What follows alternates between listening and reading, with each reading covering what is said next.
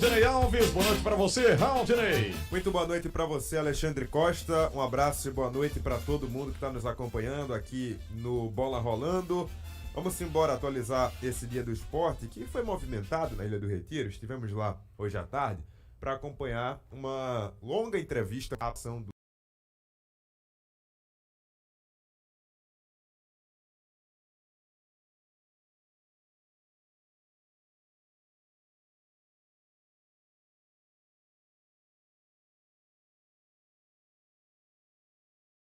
projeto de reforma na Ilha do Retiro.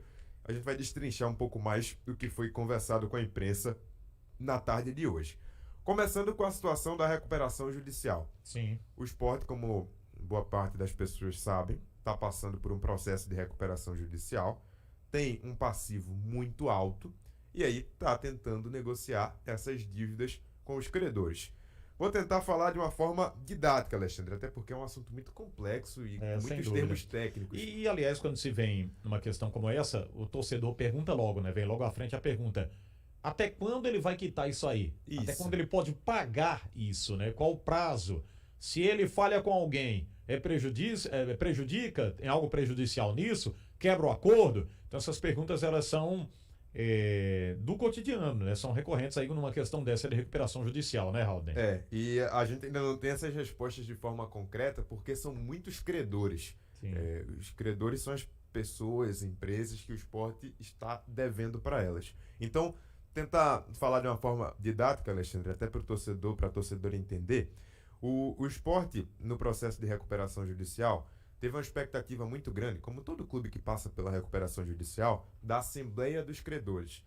Que nessa Assembleia dos Credores, esses credores, que são as pessoas e empresas que o esporte está devendo, vão votar numa redução do passivo do esporte, uma redução do valor ali mais palpável para o clube pagar. Como é que o esporte vai querer que as pessoas e as empresas que o clube está devendo aceitem receber menos por um processo de convencimento? O clube, durante todo o processo, para a gente ter uma noção, até a Assembleia de Credores que aconteceu ontem, o esporte teve um processo que durou 20 meses. E nesse processo, o pessoal do departamento jurídico do clube vai conversando com os credores, vai mostrando a situação do clube, tenta mostrar, de um lado positivo, o esforço do clube de pagar, mas também deixar claro que, se todo mundo cobrar o que realmente a gente deve, não vai ter condição do clube pagar a todo mundo, o clube vai acabar entrando em falência e ninguém recebe nada. Então, tudo isso é um processo de convencimento que dura tempo, durou 20 meses até essa Assembleia de Credores. E o esporte teve um desfecho positivo nessa Assembleia de Credores que aconteceu ontem. De todos que estavam presentes, 288 votaram a favor da redução do passivo do esporte, ou seja, aceitaram essa redução do passivo, Sim, acreditando que essa seria a solução para receberem o dinheiro, ao invés de querer receber tudo, sendo que não é uma coisa palpável o esporte conseguir pagar tudo a todo mundo. Esse número de 288 votantes a favor da redução do passivo representa 83% dos presentes nessa Assembleia dos Credores da Recuperação Judicial. E a redução foi muito grande, viu, Alexandre?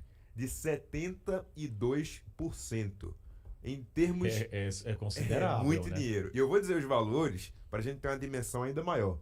Originalmente, o passivo do esporte era de 396 milhões de reais. Esse número, depois da Assembleia, ficou ali determinado que vai cair para 109 milhões de reais. Agora eu vou te dizer, viu? Mesmo sendo uma redução significativa, que dívida maluca, né, rapaz? Como é que você faz uma dívida dessa aí?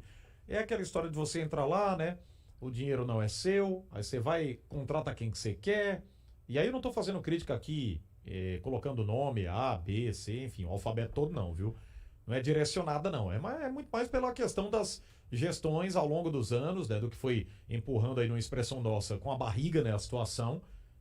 Enfim, você não vai receber agora, vai para a justiça, depois você recebe. Então é de uma... Desculpe até a expressão, de uma irresponsabilidade enorme, né? Você ficar devendo mais de 300 milhões. Ah, mas é o clube, é a instituição. Mesmo assim, cara, você tá lá administrando, né? É esse o termo correto, né? Irresponsabilidade, porque você vê deixaram, e aí quando eu digo deixaram, são várias gestões, não dá para culpar uma pessoa ou uma gestão. Exato, isso aí foi com o tempo, na história do clube, né? A história do anos. clube, exato. Mas é muito grave quando a gente para analisar o valor, né? Deixar chegar a 396 É um negócio muito maluco. quase 400 milhões de reais que deviam ser pagos, foram prometidos, né, a pessoas, a empresas, a fornecedores e acabaram não sendo pagos. Então é muita coisa, mas o Sport conseguiu essa redução para 109 milhões, que apesar de ainda ser um número muito alto, já é bem menor. Era a maior dívida daqui dos clubes, dos 3 da capital? Eu não sei te dizer, Alexandre. Se eu não estou enganado, parece que é a maior dívida, né? Porque tem uma questão também que, para saber são tantos credores que, para saber exatamente a dívida, precisa de uma auditoria. E eu confesso que eu não me lembro no Náutico e no Santa se houve precisão nessas auditorias que aconteceram. O que tem de jogador que apareceu aí não é brincadeira, né? Só, por exemplo, o Richelli, que a gente comentou aqui rapidamente ontem com o Igor Moura, o cara tá pedindo 18 milhões, gente. É muito dinheiro, né? Vai cair para uns 4 milhões, que já é uma grana considerável. Né? Você vê. Que 13º maravilhoso, se ele tiver parte desse dinheiro agora, porque não vai receber assim também, né? Isso aí tem um prazo. Tem um prazo. Tem todo o prazo. Eles até explicaram que depende muito de cada caso. Depende do perfil, né? Se é uma dívida trabalhista ou se é uma outra natureza de dívida. É muito complexo tudo isso. É uma questão, assim, muito aprofundada juridicamente para que o clube consiga se organizar, e por isso a importância do clube de ter empresas competentes para fazer isso. E o bom disso, sabe o que é? O bom disso que eu falo assim, das SAFs hoje no futebol, é porque é o seguinte, o cara vai lá e ele vai investir quanto ele pode. Não vai passar daquilo, não. Ele vai tirar depois lá o investimento que ele está fazendo. Às vezes demora, né? O Bragantino, por exemplo, que foi uma das primeiras SAFs, é bom lembrar, viu?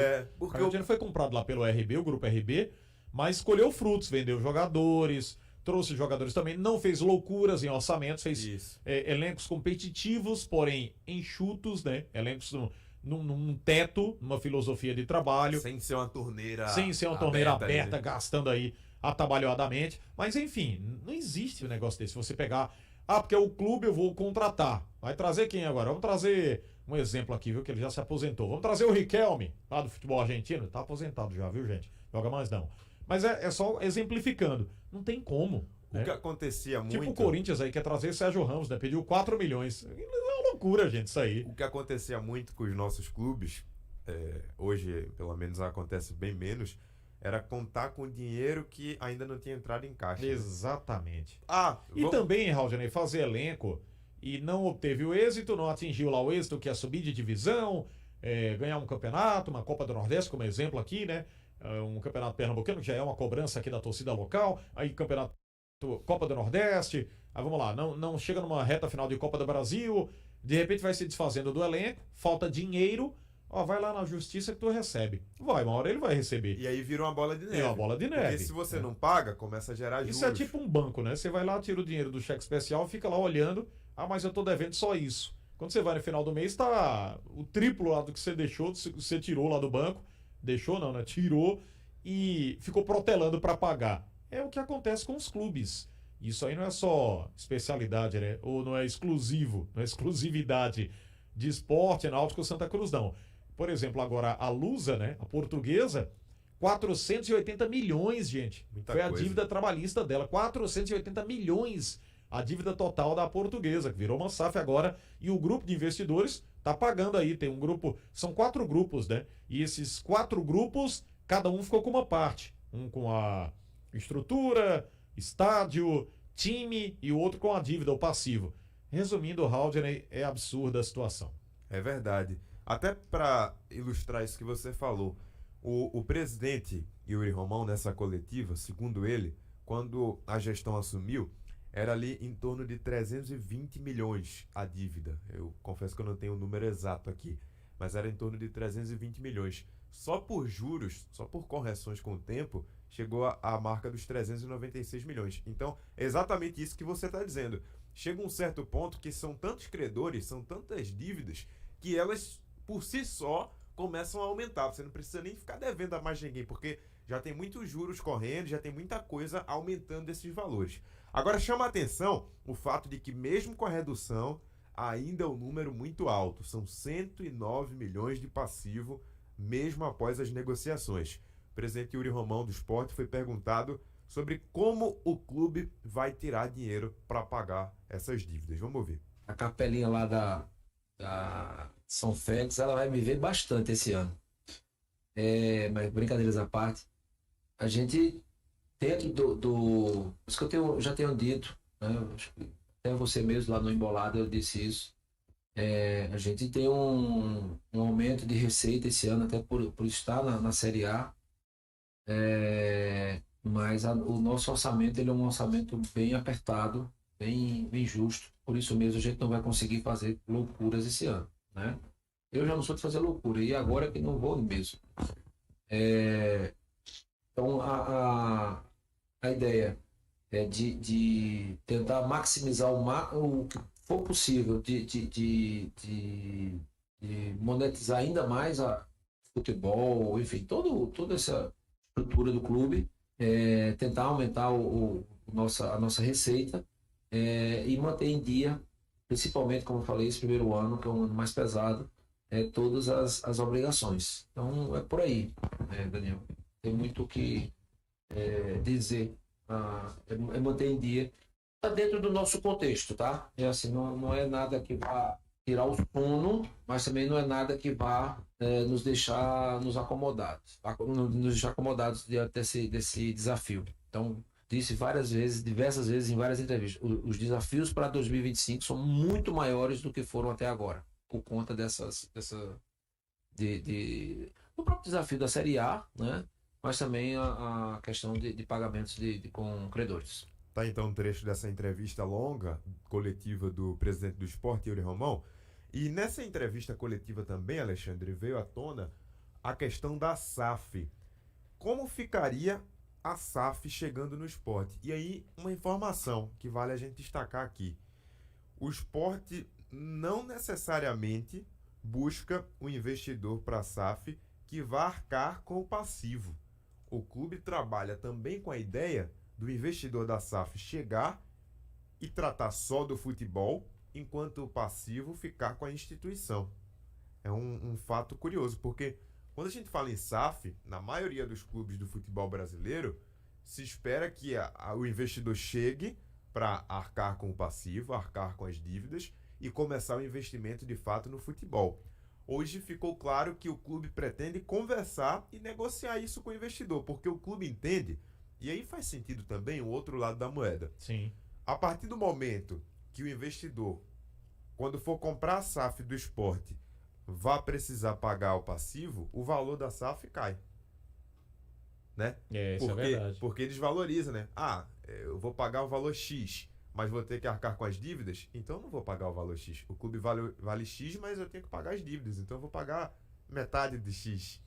Com as dívidas mais reduzidas, um clube mais enxuto, né? A gente pode colocar assim, sem dúvida o valor de mercado fica melhor, né? Exatamente. E a tendência é essa, né? O Sport já estava anunciando aí desde o ano passado que poderia também entrar nessa da SAF. Embora haja uma resistência enorme de alguns, mas o estatuto foi modificado e propicia isso hoje também para o lado do esporte, né, Haldney? Exatamente. Só uma informação sobre o retrofit. O retrofit, que é aquela reforma geral, um processo mais profundo de modernização da Ilha do Retiro.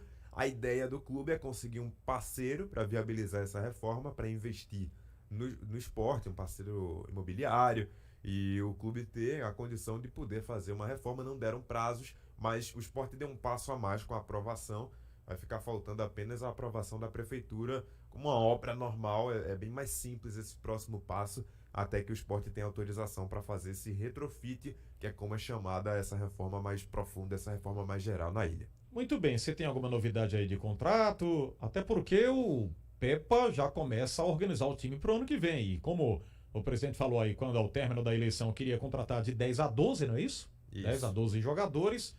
Tem alguma informação aí, Haldney, desses nomes que estão sendo ventilados no mercado ou não? Alexandre, o que se sabe de concreto, e que eu acho que vale dizer aqui, é a questão da renovação com o Lucas Lima. Né? Eu sei que você perguntou sobre outros nomes, mas é tudo ainda no campo da especulação. Sim. Mas o que se sabe é que o Lucas Lima já recebeu uma proposta para renovação do contrato. E aí o clube, o Sport, está esperando esse retorno, até por causa de um reajuste salarial, natural isso. O Sport conseguiu acesso, vai ser um time de Série A do Brasileiro.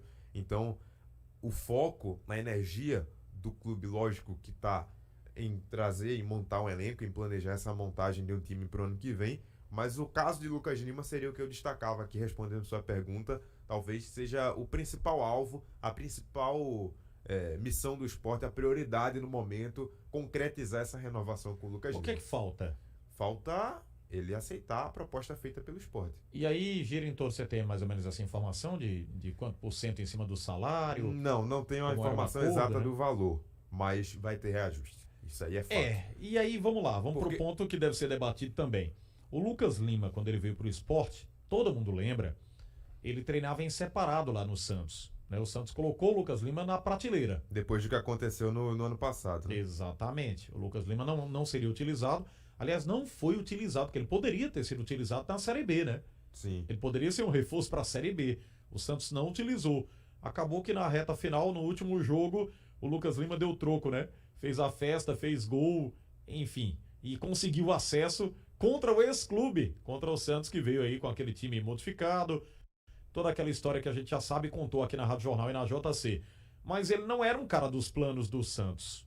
É evidente isso aí que ele foi aproveitado no Sport, foi o cara do time, o torcedor é muito apaixonado por ele, mas ele não seria aproveitado em outra circunstância lá pelo Clube Santista.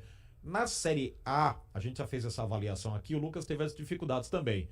Ele não jogou, ele jogou até, foi titular por algum tempo no Palmeiras, aí teve aquela volta lá, teve aquela vinda para o futebol nordestino com Fortaleza, também não deu certo lá no Fortaleza, voltou para o Santos, e aí pouco utilizado, veio para o Sport e fez uma Série B de bom aproveitamento.